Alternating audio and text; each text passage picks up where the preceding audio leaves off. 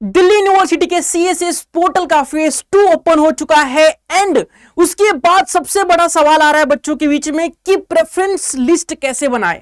अगर आपके दिमाग में भी यही सवाल है, आपका भी यही डाउट है, तो आप सही वीडियो पे आए हैं। तो हेलो एवरीवन, मैं हूं संजीव एंड मैं आज के इस वीडियो में बताने वाला हूं कि सीएसएस पोर्टल पे फेज 2 का प्रोसेस क्या रहने वाला है एंड आप अपने स्कोर के अकॉर्डिंग प्रेफरेंस लिस्ट को कैसे बनाएंगे, किस कॉलेज को कहां रखना है एंड कैसे भरना है ताकि आपको मैक्सिमम से मैक्सिमम टॉप से टॉप कॉलेज मिल सके आपके कम स्कोर के बेस पे। तो चलिए स्टार्ट करते हैं टाइम वेस्ट ना किए हुए।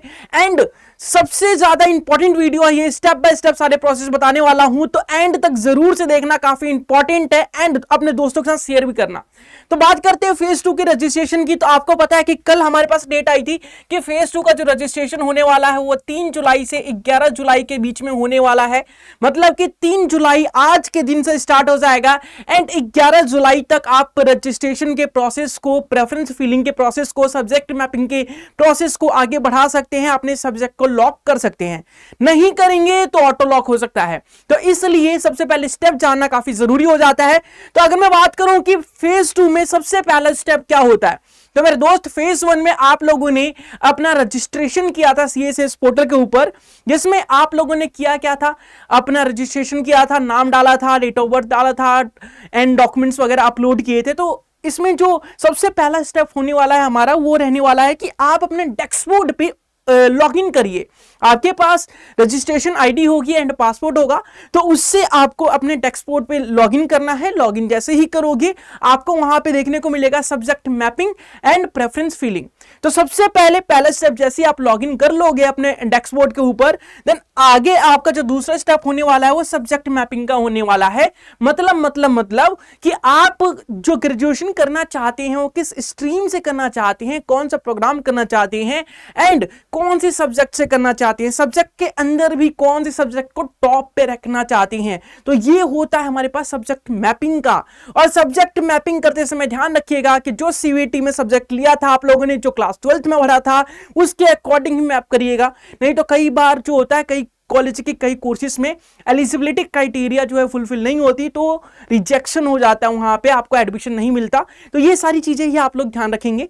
देन हम स्टेप 3 की बात करें तो देखो, एलिजिबिलिटी चेक करना जरूरी है कि आपकी योग्यता है कि नहीं उस कोर्स के अकॉर्डिंग। उस कोर्स में जो मिनिमम चीजें मांगी गई है, क्या वो आप उससे फुलफिल कर पा रहे हैं कि नहीं, क्या वो रिक्वायरमेंट को पूरा कर पा रहे हैं कि नहीं। अगर कर पा रहे हैं तभी उस सब्जेक्ट में, उस कॉलेज के उस कोर्स में अप्लाई करिएगा, नहीं तो अप्लाई करने का कोई फायदा नहीं है।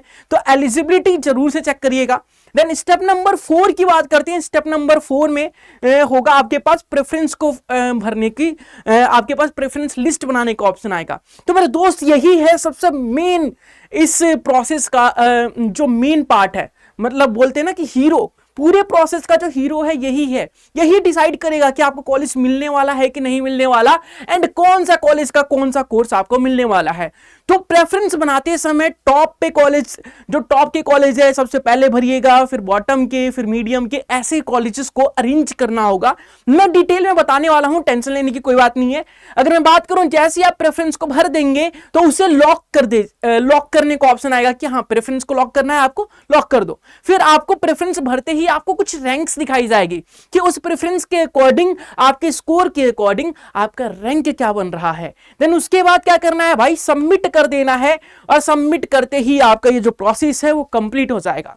तो इतना सिंपल सा प्रोसेस है, बस ध्यान इसमें रखना है ये 4th वाले स्टेप में मेरे दोस्त, कि जो प्रेफरेंस बना रहे हैं, जो कोर्सेस ले रहे हैं जिस कॉलेज में, तो वो बहुत इंपॉर्टेंट हो जाता है आप लोगों के एडमिशन के प्रोसेस में। तो देखो कैसे बनाना है, प्रेफरेंस फिलिंग को कैसे करना है वो बता देता हूं मैं स्टेप बाय स्टेप। अगर आपको प्रेफरेंस फिलिंग करना है तो 3 लेयर फॉर्मूला अप्लाई करो, 3 लेयर फॉर्मूला अप्लाई करो। ये 3 लेयर फॉर्मूला क्या है मेरे दोस्त, तो फर्स्ट लेयर में आप टॉप की कॉलेजेस को रखने वाले हो, अपने ड्रीम कॉलेज को रखने वाले हो, और जो कोर्स करना चाहते हो ड्रीम कॉलेज के ड्रीम कोर्स को आप टॉप पे रखने वाले हो। ठीक है भाई। अच्छा, मैं बात करूं मीडियम लेवल पे क्या, कि आपके स्कोर के अकॉर्डिंग जो कॉलेजेस मिल सकते हैं आपको, जो मिल रही हैं, जिस कोर्स में एडमिशन मिल रहा है उसको आपको बीच में रखना है। सबसे पहले टॉप के कॉलेज, फिर मीडियम लेवल वाले कॉलेज को बीच में, एंड देन बैकअप के लिए आपको लो लेवल वाले कॉलेज को भी भरना है।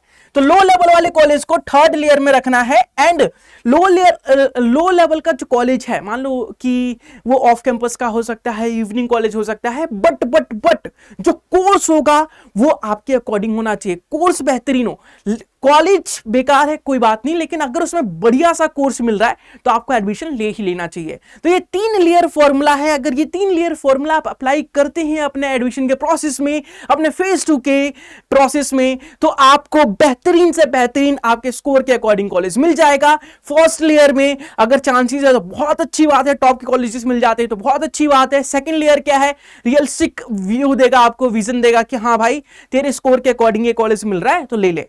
और थर्ड वाला जो है वो बैकअप के लिए है कि अगर कुछ भी ना मिल रहा हो, टॉप भी नहीं मिला, मीडियम भी नहीं मिला, तो बॉटम वाला तो मिल ही जाएगा। मतलब आपका साल जो है वो बर्बाद नहीं होने वाला। अगर फिर भी आप जानना चाहते हैं कि भैया आप ये बता दो कि अगर कैंपस वाइज मुझे कॉलेज को अरेंज करना है तो कैसे करूंगा, देखो मेरे दोस्त, कैंपस वाइज भी बता दूंगा मैं कि कैसे अरेंज करना है, बट एक चीज ध्यान रखना, प्रेफरेंस जो फीलिंग है वो सबसे ज्यादा करना। ये नहीं कि 5-10 कॉलेज के कर दिए, नहीं मेरे दोस्त। मैंने बताया ना, सबसे पहले टॉप के कॉलेजेस 10-15 भर दो, फिर मीडियम लेवल के कॉलेज 15-20 भर दो, फिर लो लेवल के कॉलेज 20-30 भर दो। तो बहुत सारे आपके पास 79 कॉलेजेस के चांसेस है भाई, 79। तो 79 में से भरो ना, क्या दिक्कत है? सबको भर दो, सबको भर दो भैया, अगर साल बर्बाद नहीं करना तो। अगर मैं बात करूं कैंपस वाइज, अगर प्रेफरेंस लिस्ट बनाना है आप लोगों की, किस कैंपस को सबसे ऊपर रखना है, किसको नीचे रखना है, एंड किस तरीके से अरेंज करना है कॉलेजेस को एंड कोर्सेज को, तो मैं वो भी बता देता हूं। तो सबसे टॉप पे आप रखेंगे नॉर्थ कैंपस वाले कॉलेजेस को। आपको पता है दिल्ली यूनिवर्सिटी का नॉर्थ कैंपस सबसे ज्यादा फेमस है, तो सबसे ऊपर आप नॉर्थ कैंपस के कॉलेज को रखने वाले हैं। देन सेकंड नंबर पे आप साउथ कैंपस के कॉलेज को रखने वाले हैं। थर्ड नंबर पे आप ऑफ कैंपस के कॉलेजेस को रखने वाले हैं। एंड जो फोर्थ नंबर आएगा उस पर इवनिंग कॉलेजेस को रखने वाले हैं। तो नॉर्थ कैंपस के 10-15 कॉलेज भर दिए, हिंदू हो गया, श्री राम कॉलेज हो गया, हंसराज कॉलेज हो गया, किरोड़ीमल हो गया, तो ये सारे आप भर दीजिए टॉप लेवल वाले पे। फिर मीडियम लेवल वाले साउथ कैंपस का भर दीजिए, फिर उसके बाद आप ऑफ कैंपस का भर दीजिए, फिर इवनिंग कॉलेजेस को भर दीजिए, आपको कुछ ना कुछ मिल ही जाएगा।